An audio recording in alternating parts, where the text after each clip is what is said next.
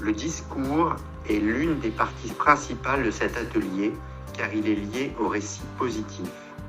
Les apprenants feront des interprétations sur les connaissances partagées au cours de l'atelier.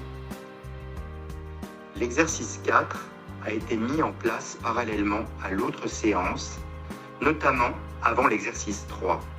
Cependant, il est important de ménager un espace pour se focaliser sur le discours de l'œuvre à la fin. Cela permet aux participants de partager le récit de la meilleure façon possible. Dans un premier temps, les apprenants doivent choisir la question principale centrale qui va déployer tout le discours narratif. 1. Ensuite, la question centrale doit être limitée à un contexte ou à un sujet précis. 2. Ensuite, les apprenants recherchent les informations qui répondent à la question 3. Après cela, les apprenants écrivent le discours narratif. 4. Enfin, les apprenants évaluent si le discours est efficace pour transmettre le sens de l'œuvre d'art avec le récit positif. 5. Les apprenants, avec l'aide des formateurs, sont invités à formuler une question centrale. Cette question est la principale idée centrale à laquelle l'œuvre d'art est confrontée ou diffuse. Dans l'atelier en français, les participants ont suggéré la question suivante.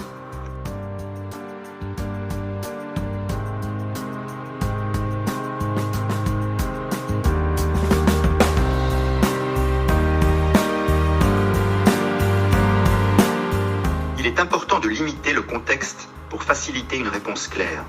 Le projet Pallard est mis en œuvre dans toute l'Union européenne. Cependant, puisque cet atelier a été fait en France, les participants limitent le cadre à la France et particulièrement à la communauté d'Ivry-sur-Seine. Rassembler des détails factuels qui peuvent fournir une réponse à la question centrale. Sélectionner une variété de sources appropriées pour y répondre. Dans l'atelier français, les participants ont obtenu des informations de la fiche pays produite par Studio Architecture Frédéric Lebard sur la situation de la communauté Rome en France.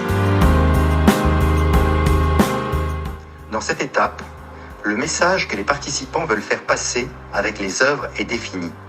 Dans le cas de l'atelier d'Ivry-sur-Seine, les participants veulent montrer l'évolution qu'a eue une personne de la communauté Rome grâce à son intégration en France. Ils veulent que le spectateur, lors de la visite de l'exposition, voyage parmi les objets, identifiant les étapes que la communauté Rome a dû franchir pour parvenir à son intégration. La première étape du parcours est la maison traditionnelle de style romain. Les participants ont créé une maison qui représente leur identité. Quand ils arrivent en France, ils cherchent une maison comme ça, pour se sentir en confiance. Le message est que malgré le fait que les Roms cherchent une maison décente, comme nous le souhaiterions tous, quelle que soit notre identité, beaucoup d'entre eux ont dû rester dans des endroits précaires, mais ils le font dans le but de rechercher une vie meilleure et convaincus que c'est quelque chose de transitoire. La deuxième étape du voyage est dans les robes.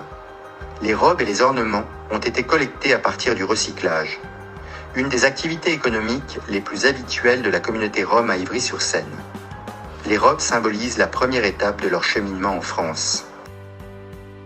Le troisième arrêt est la lampe de style Rome. La lampe symbolise les compétences et les capacités de la communauté Rome à travailler sur des matériaux tels que le fer, le cuivre, l'acier, le métal entre autres. Certains membres de la communauté Rome ont trouvé des emplois formels dans ces domaines en France. Cette lampe a été fabriquée à partir de pièces recyclées. Un aspect très courant dans la communauté Rome est la collecte d'objets pour les restaurer ou les transformer et les utiliser. Cette lampe symbolise l'effort de la communauté Rome pour s'intégrer dans la société par le travail. Le banc est la dernière étape du voyage. Ce banc symbolise la dernière étape de l'intégration de la communauté Rome à Ivry-sur-Seine. Ils offrent ce banc en remerciement pour l'accueil que les citoyens d'Ivry-sur-Seine leur a donné. Le design du banc est constitué de 2 cœurs entrelacés et fabriqués à partir de fer à cheval. Les fers à cheval symbolisent les participants, car c'est un élément qui était très présent dans leur vie natale et donc lié à leur identité. Les participants évalue si le discours est efficace pour transmettre le sens de l'œuvre d'art à un récit positif.